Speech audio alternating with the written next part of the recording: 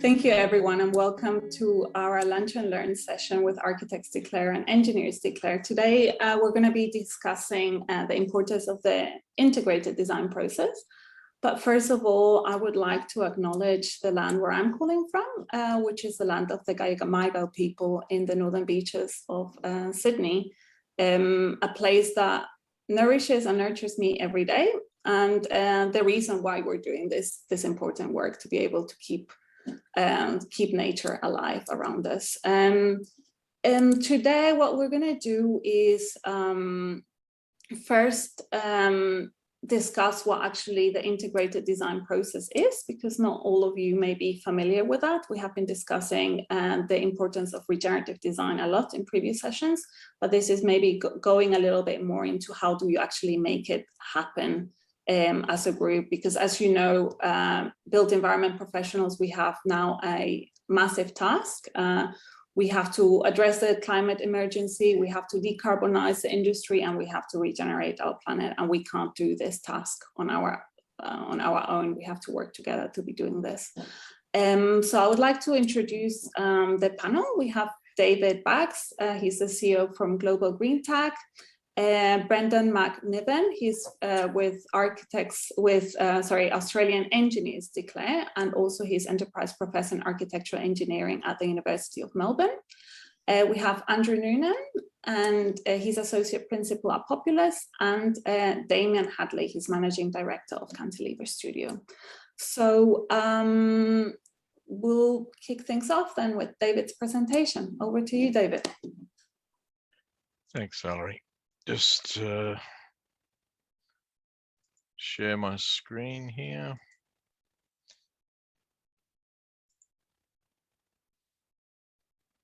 You've got it okay? Okay. So the first thing to understand about integrative design is it's really about unlocking creativity. It's about using the creativity of the entire team to try and solve and improve the outcomes of a design problem. It's not just used in the construction industry, it's used in product design, it's used in user interface design, it's used across, and can be used in any design context. When we use it in a building context, we're trying to move from, what is currently conventional practice, what we consider we're doing great at the moment, which is green, which is still less than neutral. And even with the current, sort of net zero 2050, we're still only at the sort of halfway point of thinking what we need to do to actually restore nature. And then to take it to the next step of being regenerative, where we co-partner with nature and re-establish, or help nature re-establish self-generating systems. The important focus on of an integrative design process is a concept called a backcasting. It starts with a visioning process. Where is it that you want to go? Where do you want to end up? Where do you think you can actually end up? And then come back to the present day and figure out what you've got to do to get to that envisioned outcome. Currently, what we do is work in silos. Everybody does their own thing and they work with each other in their own streams to deliver an outcome to whoever's managing the project. And the creativity is used within the set of professional blinkers.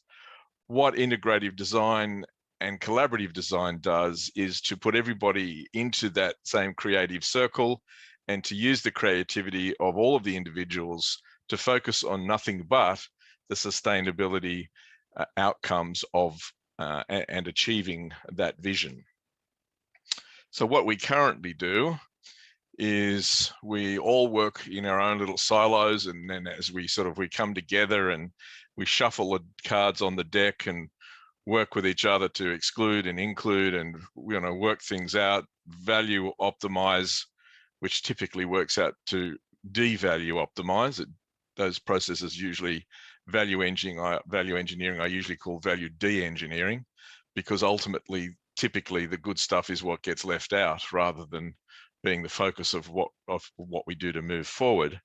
So ultimately, what we need to focus on as a design team, all working together in the same room, focused on nothing but sustainability, is identifying and driving synergy so that we can progress towards this regenerative vision that we've identified we think we can achieve, and then deliver within a feasible costing format. What we do is we kind of use a mess finding process. We go out, we create this huge vision, and then work together to manage those visions into increasingly ordered and structured processes via a series of workshops and charrettes that involve not just the design team, but all the stakeholders, clients, and sometimes, in fact, preferably external stakeholders as well as part of that process. We also need to understand that it's a systems thinking approach that we have to take. We can't just look at little bits of things in isolation. We have to stand way back and make sure we're taking a systems approach to the way we're working and thinking about each individual problem and process as we move towards that backcasting, those backcasted steps towards reaching the vision.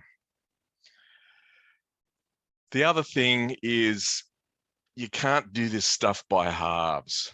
You've got to be brave, you have to commit, and you basically have to go in boots and all when you say you do this, because unless you do that, you're not going to generate all the benefits. You can't half-ass it. You have to do the whole thing to be able to generate the systemic benefits. We need to also be aware of the different scales. You can only do certain things at a product level. You can do more things at a system level. You can do more things at a building level. There's still some things you can't do at a building level. They have to be at a site or a regional or a biome, or even potentially a planetary level. Ultimately, what we're looking to do is be aware of those scales and indeed our own consciousness and where we're at in the way we think about how we interact with nature along the way. The most important thing is when we're setting that vision, when we're setting those targets, that we make sure that we not just set a vision, but that we set a vision and then a stretch vision.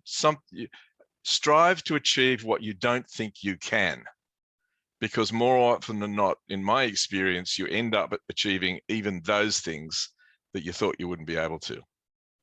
Thanks. Great, thank you so much for that introduction, David.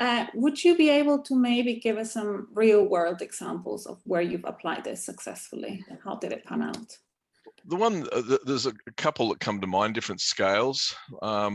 So we use these processes on a number of the Olympic Games projects. During the Sydney Games, I was on 10 of the venues there as sustainability, energy and materials consultant.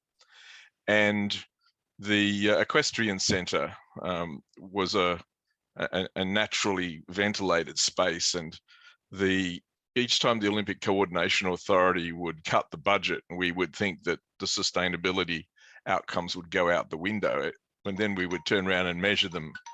We found that with each cut of the budget, the sustainability outcomes went up because we had to get more creative. The design team had to get more creative to achieve the same ends.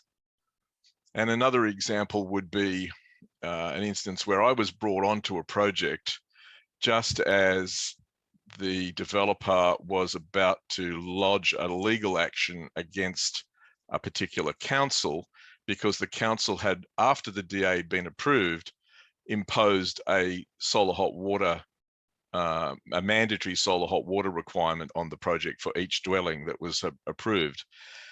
And they were going to sue the council to get that relaxed. I was able to come onto that and say, well, whoa, hang on, let's just look at things in a systemic way. what is the council trying to achieve? Well, they're trying to achieve us using less electrical energy, which is exactly the reverse of what we tried to do today, but this is going back a while.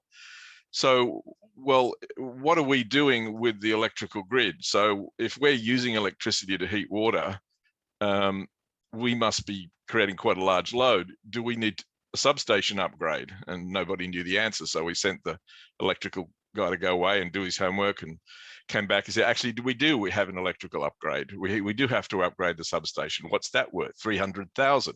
What's it going to cost to, you know, comply with the council's requirements? Well, about 300,000. What about if we introduce gas as a, you know, as a backup to the solar? What does that do? And we went away, did some research and found out that if we did that, the gas company would put all the gas infrastructure in for nothing, which saved a huge amount of money. So the developer ended up not spending money, not taking the extra time, but actually saving money by doing that and thinking at a systemic level.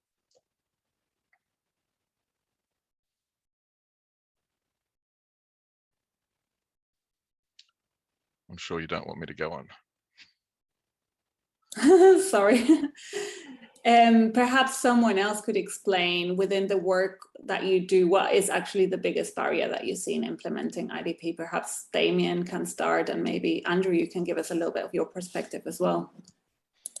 Yeah, so in terms of the biggest barrier, perhaps it's interesting to say what isn't a barrier. And we find that clients, in our cases, aren't barriers to implementing integrated design. As a matter of fact, when we describe the integrated design to them, they kind of nod their head and say, yes, why are you telling us that? Mm-hmm. And we said, well, actually, it's normal in our industry for a different way, and a way that's adversarial, and a way that's a dive to the bottom. And they shake their head and say, well, why would anyone do that? It's bizarre. And we say, well, we're asking ourselves the same question. Why would you do that other way? So yeah, we definitely think that clients, in our cases, probably worthwhile saying that we do single residence houses mainly, with mum and dad clients who do this once in their life. So they don't quite know the way that things work generally. So that's where we sit. But what we do find is the biggest barrier is the fact that, as David said, we all live in silos. And, you know, for the first 10 or 15 years of my career, I worked really hard at creating a silo, and I protected it, and I didn't let anyone into my silo.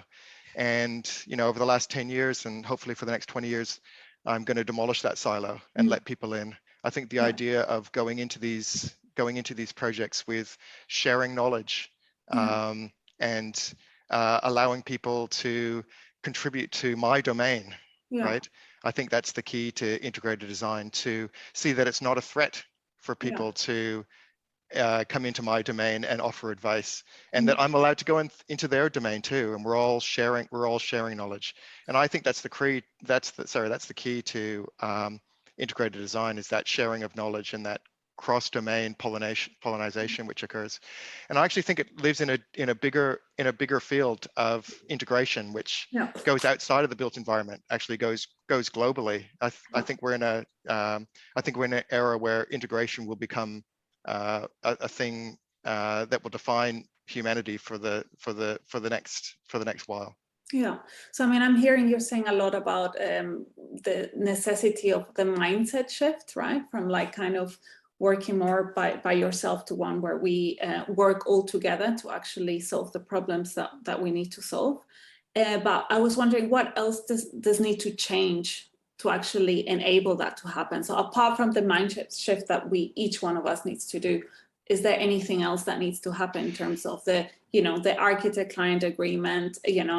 What needs to change in the industry to actually enable this to happen at scale?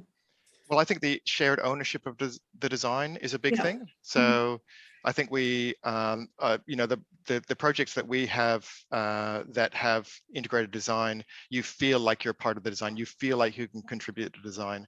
I think that people are very protective of their design and believe that it belongs to them. I think the idea that the design is shared is a fundamental mind shift in the way that we think about it. There are important aspects that along those lines that need to come into the contracts, because we have in the past got into arguments where consultants wouldn't share their CAD models or their BIM models of relating to the project. That's our domain, that's our IP, you're not getting it. So we've actually, the contracts need to actually address that as part of the original engagement. And what's more, there also needs to be additional budget and the requirement that sustainability, the charrettes and the workshops will be dedicated. They're a separate process and they're dedicated. Yeah. Yeah, I also think the education system needs to shift too. Universities, for architects at least, tends to run on projects which we each do individually. And unless you're a sole practitioner, that doesn't happen in the working world as an architect alone, let alone with all the other people who need to input. So there needs to be a big shift at the university level to take the ego out of architecture from an architect's point of view, and make it more about trying to find the right answer through collective problem solving. Yeah, absolutely. And I think Brendan has done quite a lot of work in this space. So could you maybe share a little bit of your findings of the integrated design studios that you've been running? Yeah, so just a little bit of my background, which might give it some context, is that I work in Melbourne School of Design, which is essentially the Faculty of Architecture at Melbourne University, but I'm an engineer. So I worked for a multidisciplinary company for almost 30 years before moving into academia. And my goal is to try and bring architecture and engineering together, because that's really been my career. And I couldn't agree more, Andrew. There's a lot of work that needs to happen on the education side. And the good news is that is slowly happening. And particularly around Melbourne, there's a few universities who are doing it very well. Monash University, Victoria, Swinburne have just started an architectural engineering course, and it's 3 or 4 years old at Melbourne University now. As Valerie said, we've been doing a bit of research around how to get architects and engineers working better together. And it's a project that's funded by RENA, the Renewable Energy Agency in Australia. And it's called the Integrated Design Studios. And we essentially take your traditional architectural studios, the studios we've been talking about where students work on their own, and we actually bring engineering students in as well.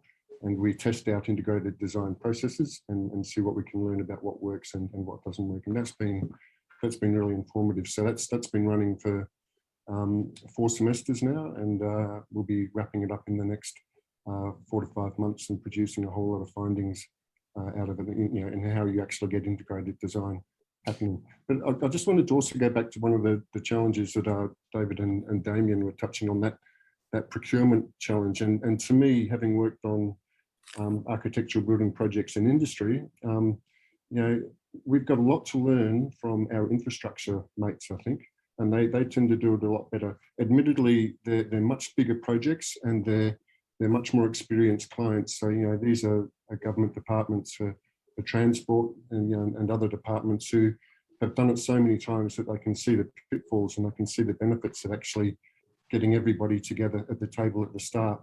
And a lot of that comes down to the money side. And if you have a poor old consultant that's being squeezed down to fees, some fees are less than 3 or 4% for single disciplines.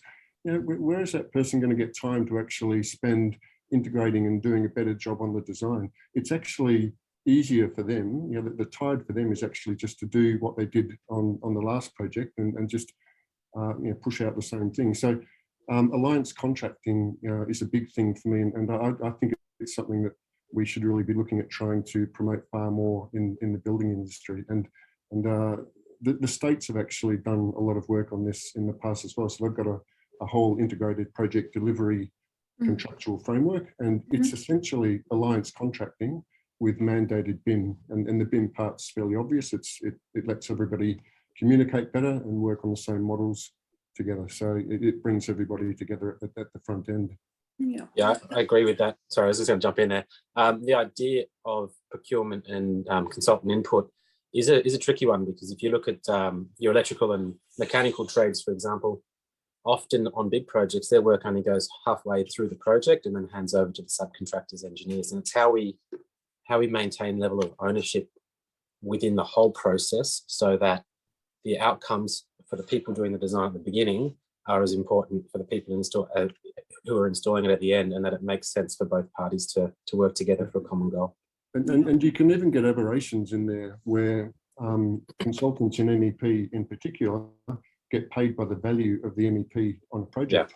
So where's the motivation for them to be designing out chillers and designing out all of these big energy Exactly. intensive systems, you know? Exactly. It's far better off to actually just do exactly what David said, you know, do some forward-looking to visioning to where you want to be, and then go right back to the start and make it everybody's problem so that everyone is a part of that design authorship, and just, you know, re-questions the very ground of design that we start from. Yeah, and just And have minimum set fees, basically, is a way around that. Mm. Yeah, it's. I think minimum set fees is difficult just from a competition point of view. I think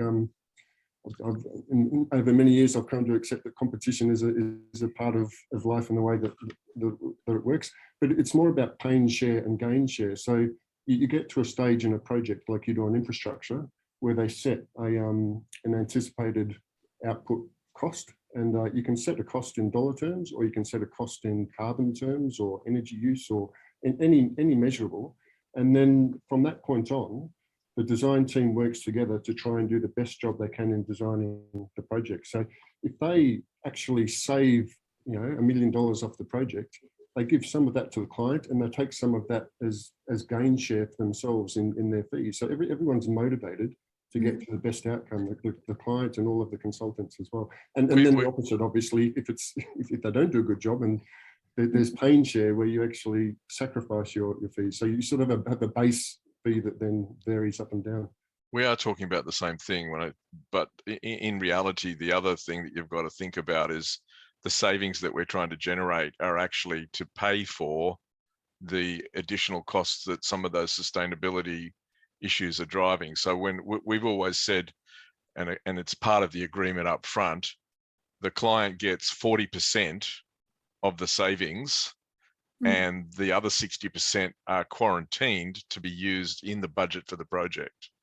Yeah, so we're actually it gives us an enhanced budget outcome, because we can spend some of the savings on stuff that hasn't been costed into the original budget.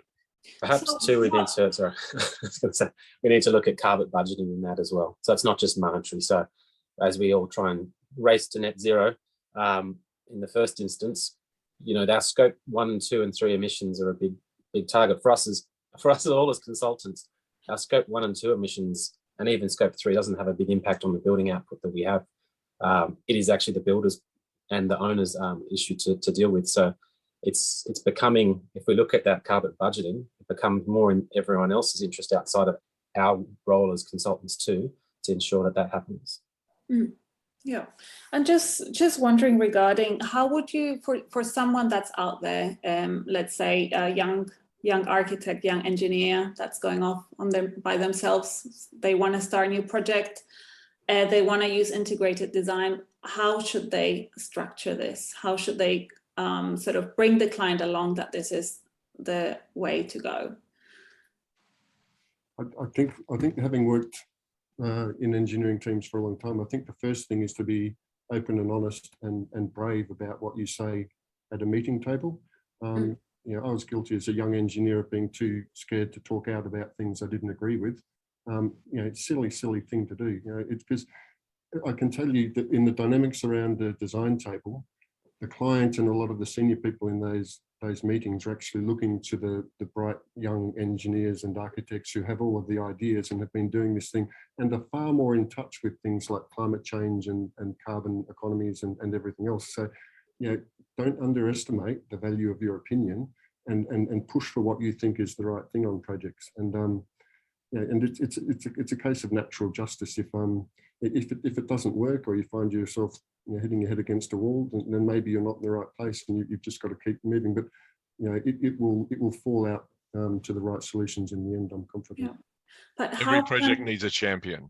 Yeah. And if you need to be the champion, then you need to actually champion.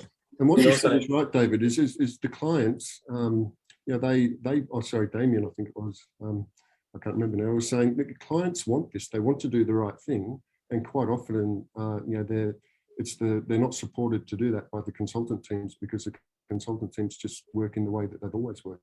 Yeah.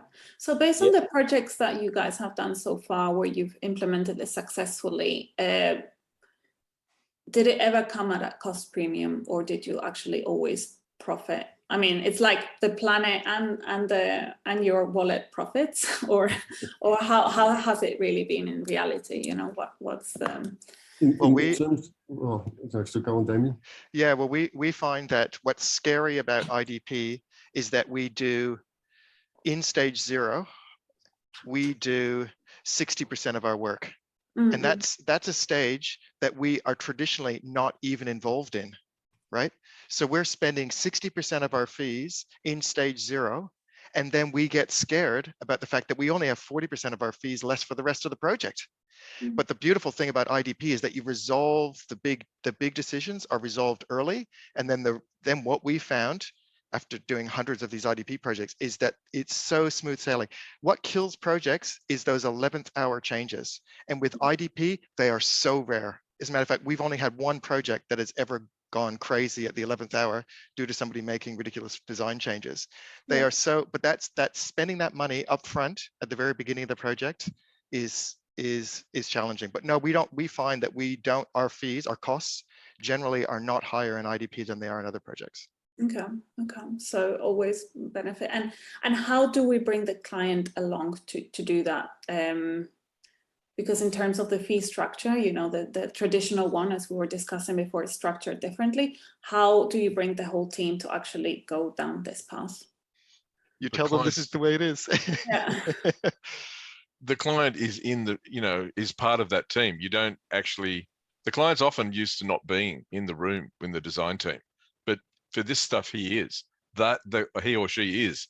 The client is part of the design team. They are there in all of those meetings, and that's really an essential part of it. The other great enemy of this process, it comes further down the track with the cut and paste specifications. Yeah. Or the, like we are still regularly seeing specification clauses that have been reused over the last 10 years without change. I mean, it's unbelievable.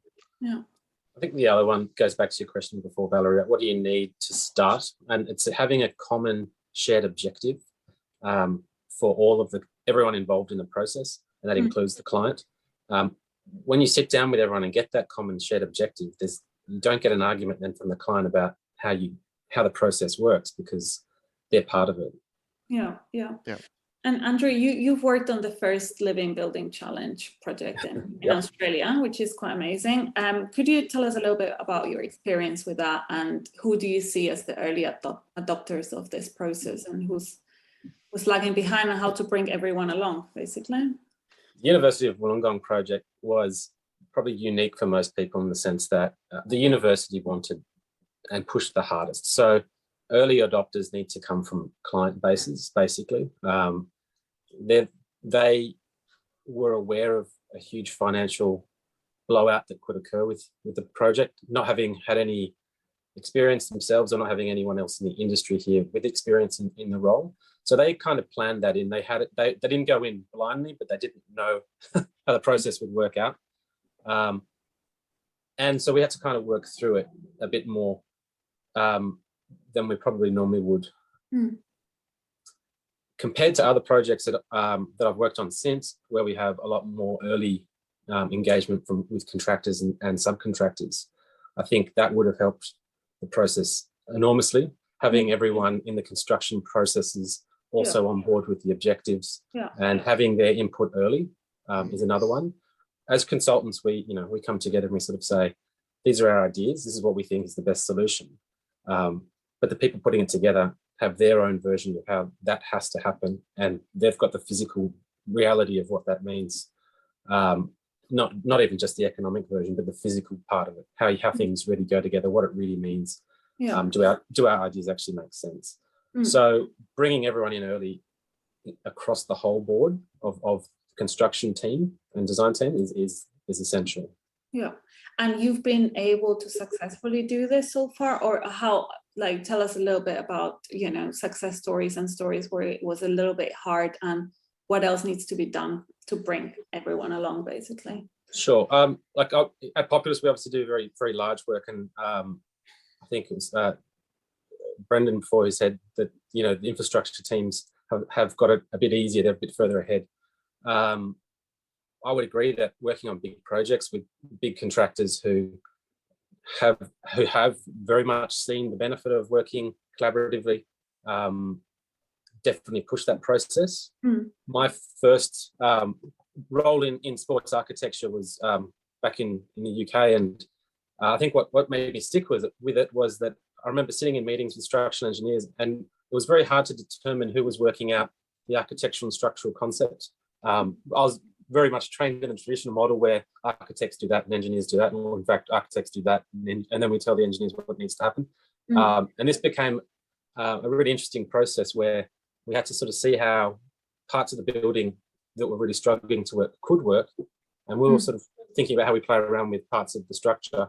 And then the engineer would be sitting there being more worried about the space than what we were. That was a kind of a really refreshing point of view to come together to try and solve problems that weren't just pure mechanical problems or technical problems, but also about the joy that can be still created within the building through understanding how that problem solving works. Interesting. Jumping in there a bit, because Andrew, I had that exact same experience. I worked in the UK for quite a few years, and it seems the further you get away from London, the less integrated those design processes are. And I did a bit of research into why that is, and I think it is back to the education. In Australia, you're very siloed in the way that you're educated. In fact, it almost happens in high school. If you're good at science and maths, you sort of get engineer streamlined, the STEM stuff. And if you're good at English and other things, and then humanities and other things.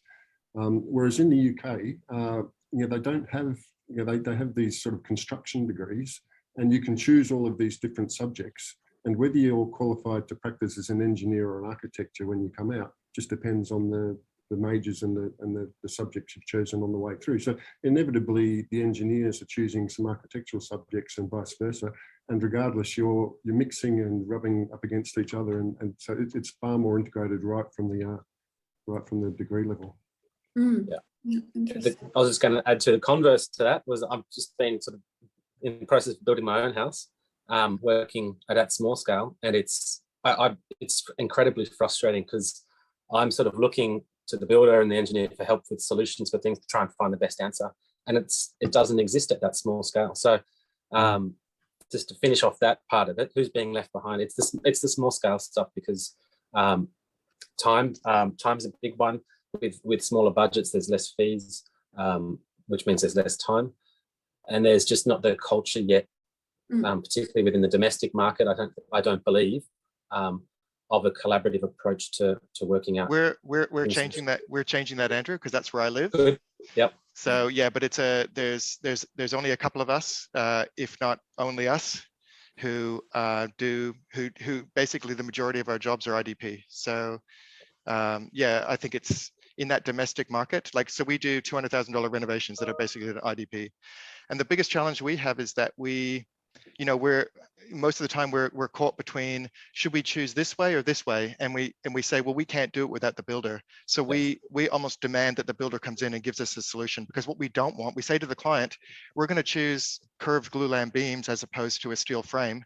We're going to choose one or the other, but it totally depends on the builder you choose. I would say 10% of our builders would do steel or vice versa. So, but we don't know. So we choose one, and inevitably it's going to be the other one. And then there's a whole new redesign. And that's where we find the challenge. So that's why I'm saying about do 60% of your work up front and get that sorted so that it just runs smoothly from then on. And that includes getting a builder in early. And not all builders are capable of coming in and contributing in that way. They often don't know how to do it. But yeah, it's about, as David said, bringing the whole team in, including the client at the beginning, and just talking it through. What about sorry, go ahead, David. One of the problems in all of this is that we are at the moment talking about a traditional design delivery process.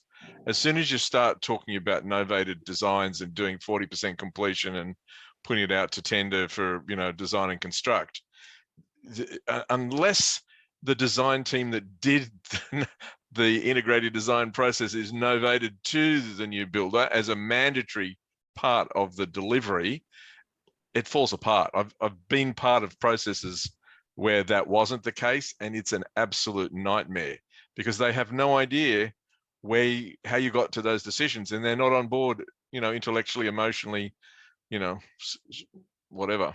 Yeah, I think we're seeing that. But the process we tend to run through now is we get directly employed by the contractor, the head contractor, along with the whole consultant team. And so there isn't that misstep.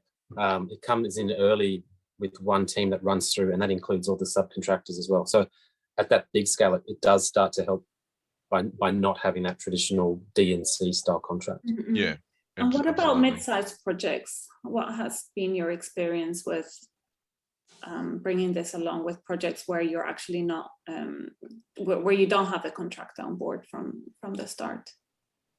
Anyone, any good experience? Yeah, I mean, I was involved in the delivery of a Brisbane utilities building, and the client engaged us to you know, if this is as a sustainability consultant, to do IDP, and we did a whole IDP process. We you know, with the whole team did it in a particular way, and in the end, the client decided to go a D&C, and the builder just said, yeah, no, we don't want any of that, and was all thrown in the bin.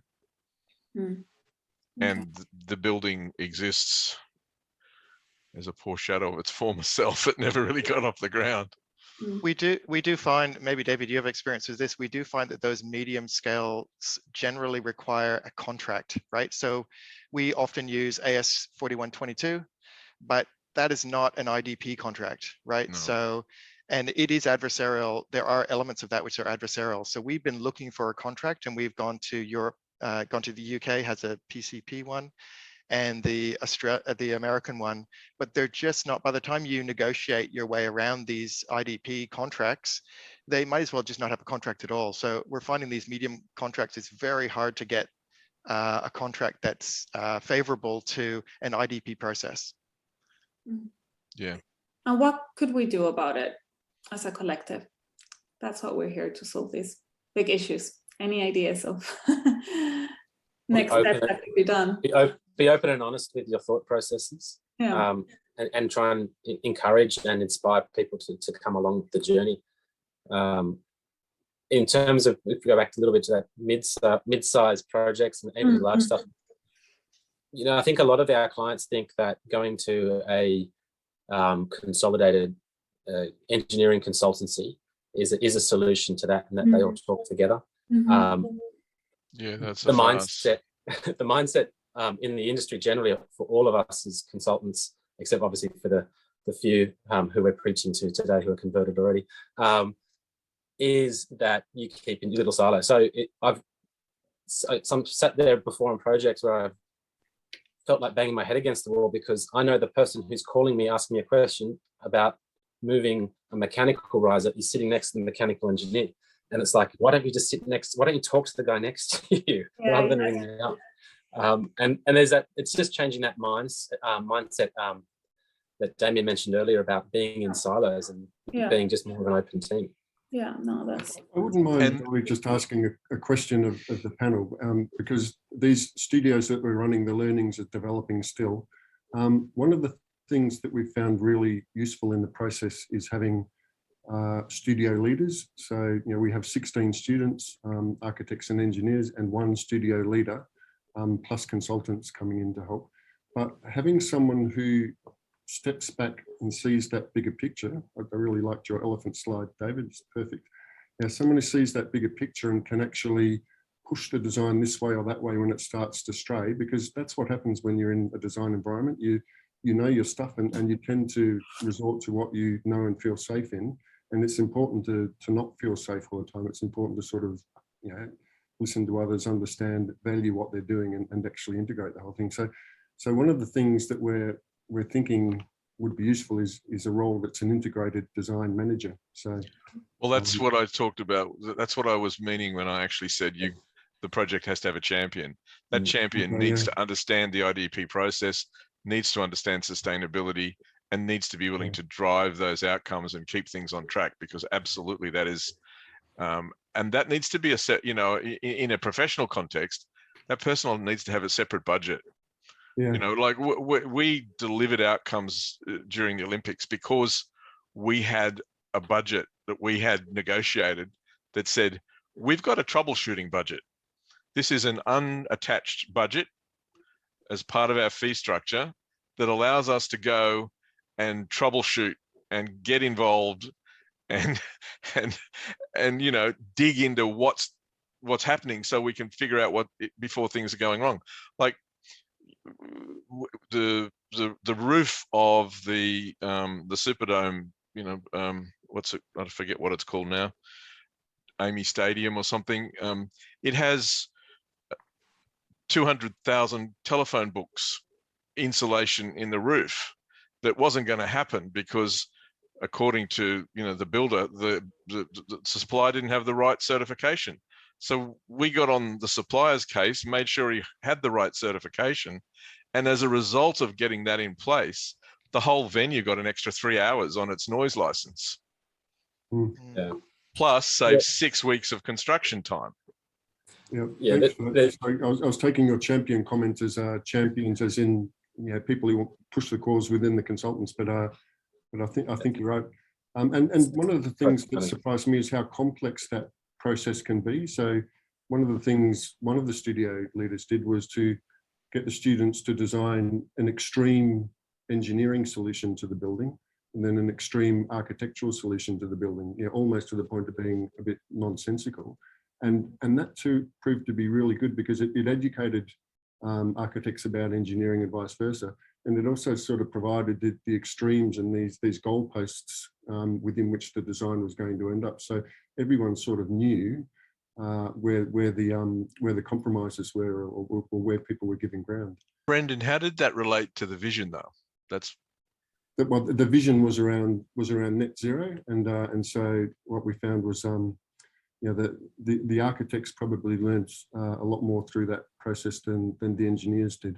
The engineers tended to learn a lot about design and divergent thinking and all of that sort of thing, and the architects tended to learn a lot more about the actual technical nitty-gritty, you know, and, you know, to the point of using early conceptual software to do rough numbers so that they could actually guide their solutions. You know, why should it look like this and not this? You know, so you look at the percentage of glazing and all of that sort of thing, and you've got, you know, proper energy numbers coming out the back end of it to support your decisions.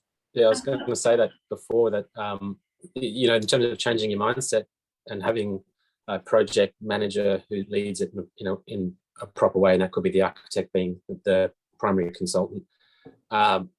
If you really get into sustainable design and your mindset's always thinking, is this the right answer? Is this the right answer? That then spreads across the whole range of all of our consultants' work too. So we might assume something, and if you're constantly having that thought, is this the right answer? Structural engineering, is this the right answer, or is there a better way to do this? Mechanical engineering, is this the right answer, or is there a better way to do this? That's the fastest way for all of us to move forward. And I think that the traditional role of the architect is probably the biggest hindrance in that sense, because it has been, here is what I want you to work out, rather than how do we work this out together to get the best answer. I think the key thing about the integrative design process is it unlocks the creativity in everybody. If you're a professional working in your own silo, you have actually, whether you appreciate it or not, you have a set of blinders on, because something can only be done in a certain way. Some of the most creative and useful solutions to hydraulics have come from electrical consultants, in my experience. You know, and from structural has come from a hydraulics consultant. So at the end of the day, everybody thinks that they can't have an impact, an input into somebody else's expertise, but in reality, sometimes that expertise is actually a hindrance. Yeah, absolutely. Because you're not looking at things with an open mind. I think that too comes from the contracts and the framework and policy that we have to work in. We work in a culture where risk is, innovation's punished, and to avoid risk. And we need to sort of shift that a bit more, so that the whole outcome isn't only about mitigating risk, but actually rewarding innovation.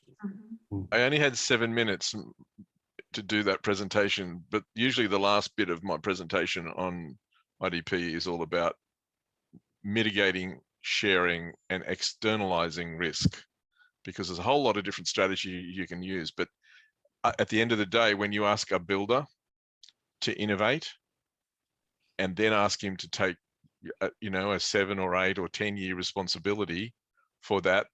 They just want to go with what they know works. They don't want to have to. So what you do is there's a whole lot of strategy you can basically use to effectively mitigate, share, or insure sort of thing. So that's a really good point. Yeah, really interesting. I'm just wondering, Hayley, are there any questions from the audience that we might want to open up to the panelists? Yeah, sure. There's a couple that have come through. So maybe I can get started on one that I found quite interesting. And that is, will IDP deliver on refurbishment projects? So we're talking a lot about new builds and greenfield sites, but, you know, how can we use IDP in order to prevent the knockdown and rebuild scenario and start to refurbish some buildings? Absolutely. It can be used for any design challenge. I think it's actually probably the most, it's the version of building which requires it the most. I mean, there's so many assumptions that people make that you must knock this down because it's old, therefore the structure's no good, or structure's no good, or the, you know, building performance isn't good enough. But actually, if we work together, we might find that in fact mostly it's fine, and we just need to clean it up. Yeah, I think one of the biggest. Sorry, you go, Damien. Sorry, Hayley. I was going to say that one of the biggest things that we find is that when we enter a project for the first time, we don't want to impose our prejudices or biases on the project, right? We want this process to allow the design to reveal itself to us, right? So, you know, we often get calls and say, we want to do a mass timber building. It's like, well, why you want to do a mass timber building? Oh, we just want to do mass timber. And it's like, well, what is the design telling you that it wants to be? Like, and so there's two ways to approach that. Either you go mass timber and you do the architecture and the structure around mass timber, or you have a design and you choose maybe it's concrete, maybe it's steel, maybe it's timber, and you choose the one that's best for you. So we want to go in there with the idea that, with no ideas, in fact. And I think when you think about refurbs, that's what you should think about as well. You should think, well, what is it trying to tell? What is this building trying to tell me? That's a great idea. And it segues into another great question as well, is there a minimum value to a project of which this should bottom out with? You know, it's kind of that question of how many guys does it take to change a light bulb? And you're like, well, if it takes 8 to realize we don't need to change it, it just needs to be screwed in, I think that's a good idea. But is there a minimum size project that you think that this process works well for? No project is by one person. So whether that's the client, the councils who have imposed planning restrictions on things, the builder, the designer, whoever that might be, there's no project only has one person. So yeah, I always say that every build, no matter how small, has 1,000 authors, right? And how are you going to get 1,000 authors to share the same vision? I think it's very difficult, and I think IDP is really the only way that we can possibly think about that, is to get everyone on the same page. But Hayley, we do projects that, as I said, that are $200,000 that are done in IDP. We don't distinguish. But IDP, remember, IDP isn't a formula. It takes on many different forms. I think it can be whatever you want it to be. It's all about the ecosystem. It's all about shared values. Let the design co-evolve and co-create. I don't see that there's a limit. I don't see that there's any limits there. Why would there be limits? I'm not sure. And I suppose here's a good one that might be a good standing out question, Valerie, to end things on, to wrap around with people, but just to have a think about, was how can architects and engineers better equip themselves for inspiring IDP? So I think this is more of a take-home question for everybody attending today. It's sort of what can I do to be a better ally, a better advocate in this space? Question your assumptions. Always question your assumptions. I think that's the key to IDP, isn't it? I don't know. What do you think, David? Absolutely, yeah. Go on, David. The other thing is to use what's already there. I mean, one of the reasons that I do what I'm doing is as a result of the Olympics. Mary Lou, Kelly, my co-director, came to me in the architectural practice at the time and said, you know, what are you doing with all that LCA work and materials research you did for the Olympics? It's like, well, we're using it in our projects. She said, yeah, that's too important to be on our shelves. You need to get out. We need to get that out and share it. That turned into Eco Specifier, which then turned into Green Tag. And, you know, we do an incredible amount of research and then put it out there on the internet for free. It's accessible by anybody who wants to access it. And from an IDP point of view, our LCA rate process has an IDP specific metric. It's called building synergy. How does this product, if used correctly in a building, contribute to building synergy? And we score it compared to a business as usual worst case. So there, you know, you can actually look at an LCA certified product and say, gee, this has got a really good score.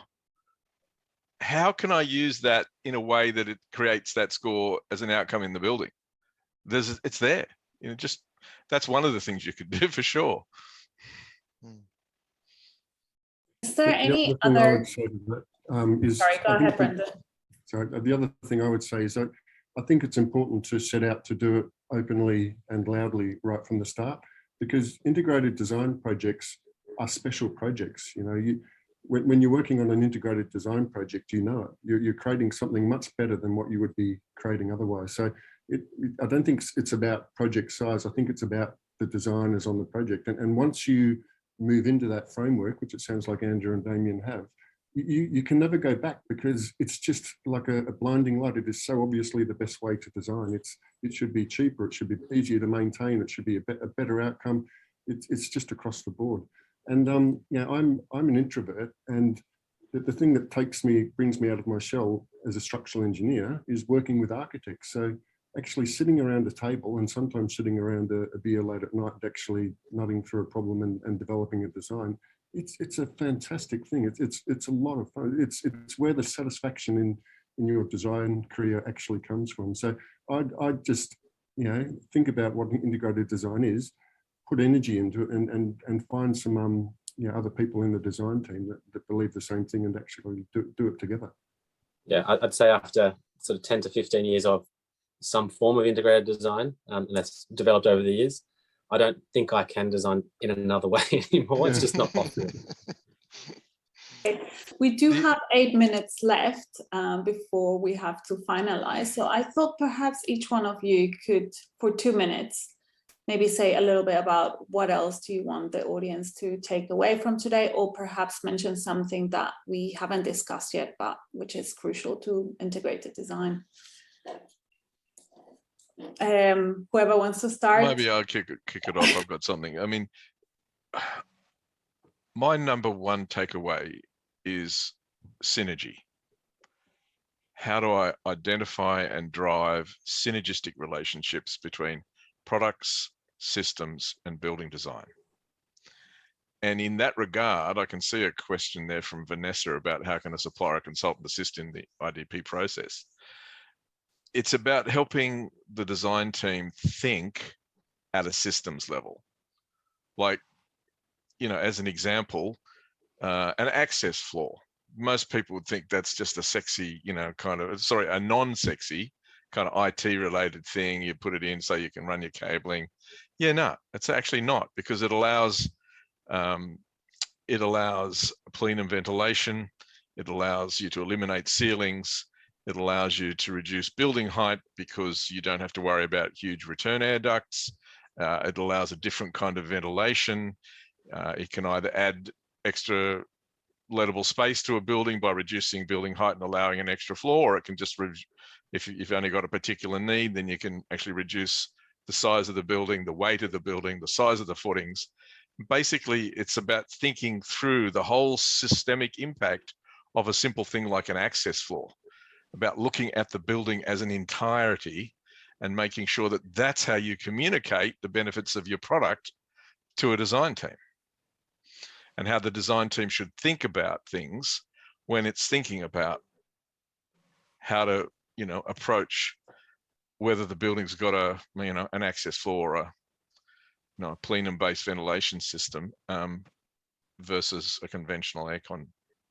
Yeah, great take up. Thank you so much. Andrew.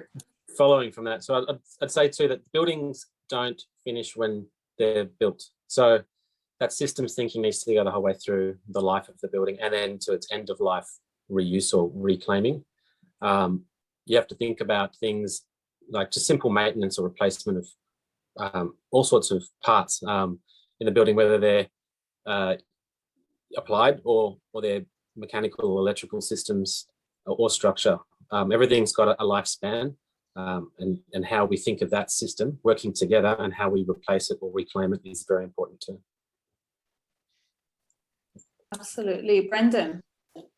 Yeah, I'm probably going to echo sort of David and Andrew somewhat, but I guess my observation is that I thought integrated design was simple when I started, and I found out it's actually really complex and hard, largely because all of the different disciplines are very different ways of thinking. So it's actually really complicated bringing people in and getting them to interact on that level. But perhaps probably the simplest, and this is a bit of an epiphany for me, one of the simplest ways of trying to promote integrated design is to actually make sure that everything on your project is doing a minimum of 3 or 4 things.